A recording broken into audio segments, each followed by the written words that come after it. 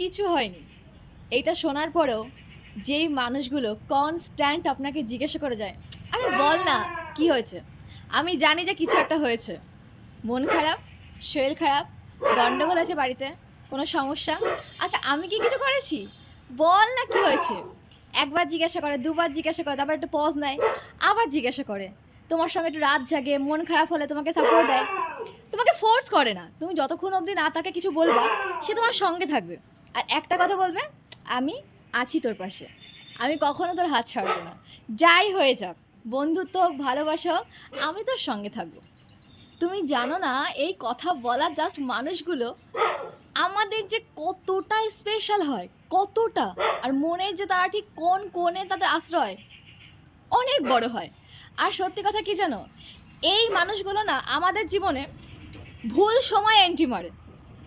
Exactly, মানে এরা এতটাই সঠিক হয়, আর এরা তোমার জীবনে আসার পর না তোমার জীবনে পুরো কালারিং হয়ে যাবে। তুমি ডিপ্রেশনে থাকতেই পারবে না, তুমি ওভারথিঙ্ক করার সুযোগই পাবে না। মানে ওরা সেই চান্সটাই দেবে না, তোমাকে পুরো হিল করে দেবে, তোমাকে পুরো বেরিয়ে যাবে তোমার থেকে। এতটা পজিটিভ ঊর্জাতে তারা ভরা থাকে, ভীষণ স্পেশাল হয়। আর নো ডাউট তোমার লাইফে এরকম একজন তো থাকবেই, কাছের মানুষ, বন্ধু বান্ধবী, যেই কথাটা বাবা মাকে আমরা শেয়ার করতে পারি না, সেই কথাটা নির্দ্বিধায় আমরা সেই মানুষটাকে বলে দিই। আমাদের মধ্যে জমে থাকা সমস্ত কথা মানুষটাকে নির্দ্বিধায় আমরা বলতে পারি। স্পেশালের থেকে উপরে হয় ভাই।